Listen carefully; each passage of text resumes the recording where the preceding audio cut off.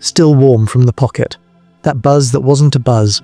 I keep feeling it anyway, thumb hovering, not touching. Skin remembers before the screen does. There's a quiet that isn't calm. It presses from the inside of the ears, makes the jaw tighten. I notice my shoulders are higher than they should be, like I'm bracing for a sound that already decided not to come. I tell myself it's nothing. That thought lands soft, too soft, slides right off. There's a different weight today, the kind that makes coffee taste thin, like it's been reused. I saw this before, not clearly, just the outline. Someone checking, then checking again, then pretending not to check. That pause where the breath stops halfway in, that one. I mean, yeah, that pause. The phone stays dark. It's not dramatic. That's the part nobody admits. It's boring. It's heavy. It's the kind of stillness that makes time feel cheap, like it's being wasted on purpose.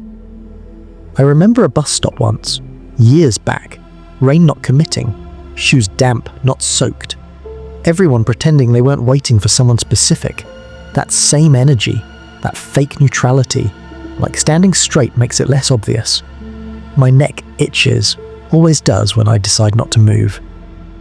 There's a belief that slips in early, that silence is empty, that it means absence. I hold that belief because it's polite, because it keeps things simple, because it lets everyone pretend nothing is happening, but something is happening. It just doesn't announce itself. I watch the minute hand drag. I don't count. Counting would feel desperate, so I let my eyes glaze instead. There's a faint pulse behind the left eye, annoying, persistent, like a knock from inside the skull. The quiet sharpens, not loud, sharp, like broken glass you haven't stepped on yet. I think about all the times noise was used like currency, apologies traded too fast, explanations stacked on top of each other until they collapsed. That frantic generosity. It always felt noble at the time. It always felt wrong after. This is different. This is nothing being offered, nothing being taken, a blank space where reaction should be. I swallow. Dry. The body doesn't like blanks.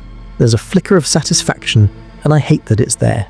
It feels petty, small, like finding a scratch on a car that isn't mine and feeling relieved it's not mine. I don't linger on that feeling. I let it pass, or I try to. It circles back anyway. It always does. The silence turns heavy now, thick, like humidity before a storm that never breaks. Breathing gets louder. Not actually louder. It just feels like it's echoing. I think of a sentence I never sent. Just one. It started with reassurance. It ended with too many words. It sits unsent, still warm, like bread left out. The memory anchor hits sideways, burnt toast. Not the smell, the sound. That dry scrape when it pops too late. That exact sound. It makes my stomach drop for no reason at all. There's an assumption hiding underneath everything. That attention is oxygen, that without it something dies. I believed that. Hard. Built habits around it. Ruined afternoons with it. This afternoon refuses to cooperate. The phone stays dark. Again. It feels intentional now. Not from me. From the quiet itself, like the room decided. A laugh escapes. Short. Embarrassing. I cover my mouth even though no one's here. Old reflex. This part is risky to admit. The quiet doesn't feel empty anymore. It feels watched. Like a pause in a conversation where the other person is waiting to see what spills out when nothing is prompted. My chest loosens for half a second. An earned micro-relief. It's almost pleasant. Almost. Then it twists. Because the relief comes with a cost. The realization that the usual tools aren't working. That the familiar scripts are useless here. That whatever this is, it feeds on restraint. I shift in the chair. The fabric sticks to the back of my legs. Too warm. Windows closed. I forgot to open them, or chose not to. I catch myself rehearsing explanations for something that hasn't been asked. That's when recognition hits. Quiet. Personal. Uncomfortable. I've seen someone spiral in this exact space. Not collapse. Spiral. Tight circles. Checking reflections. Rewriting tone. Wondering how silence could be so loud. The thought trails off. No. Wait. There's a lie tucked into the middle of all this. That the quiet is passive. It isn't. It's doing work, slow work, the kind that doesn't leave fingerprints. A single notification sound from the hallway TV jolts my spine. Ad. Nothing relevant. Heart rate spikes anyway. I feel stupid for a full 2 seconds.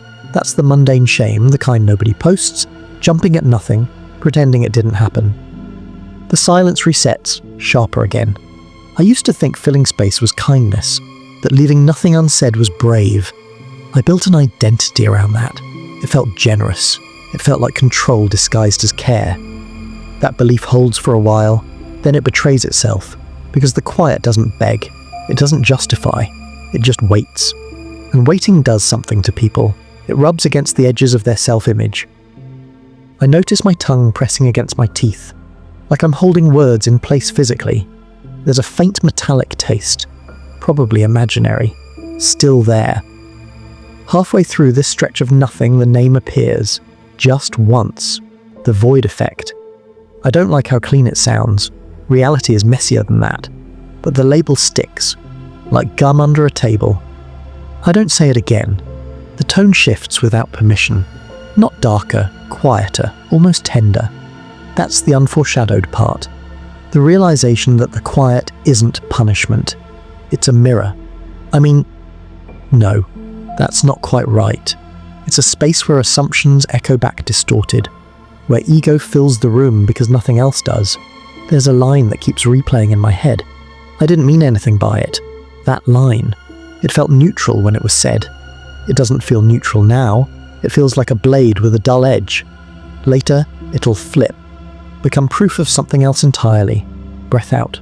Finally, an actual exhale. Shoulders drop, just a little. I think about how obsession isn't loud at first. It's tidy. It checks calendars. It rereads tone. It convinces itself it's being rational. Silence accelerates that. Not by pushing, by refusing to pull. There's a moral friction here. Uncomfortable. Is withholding kinder than over-explaining? Is absence more honest than presence performed? I don't settle it. I don't want to. The phone warms again in my hand. Phantom heat. Muscles tense. Nothing happens. I let it be nothing. That choice feels heavier than action. That's the part nobody warns about. The cost of restraint shows up later. In the wrists. In the jaw. In the way sleep comes in pieces. I remember a grocery aisle. Cereal boxes. Too many options. Standing there too long until the decision felt impossible. This feels like that. Choice overload disguised as freedom. The quiet deepens. Heavy silence now, not sharp. Pressing. Like snow before it compacts. I catch my reflection in the black screen. Distorted. Eyes look bigger. Accusatory. I tilt the phone away. There's a strange intimacy in not responding. It creates a shared space without shared words. That's the belonging cue. Quiet, non-verbal, recognizable. We don't talk about that. Another risky thought slips through. Sometimes silence is an absence of care. It's refusal to perform it. That sentence sits wrong. Good. Time stretches, then stutters. A rhythm violation sneaks in. Short lines pile up. Waiting, still, again. Nothing. I almost break it. Almost. The urge spikes, then fades, like a wave that forgets how to crest. The body learns, slowly, that it won't die from this, that the tension can exist without immediate resolution. That's when the obsession flips direction. Not outward, inward. The quiet forces a confrontation with self-image, with the need to be reassured, with the fear of being forgettable. The silence stays, unmoved. I don't resolve this. There's no neat ending. Just the awareness that something shifted, that the cost has been paid somewhere invisible. The phone is still dark. Later, this will echo. In other rooms, other pauses, other almost messages. Yeah. And some fragment of this will remain unfinished. Hanging. Like a sentence that never found its verb.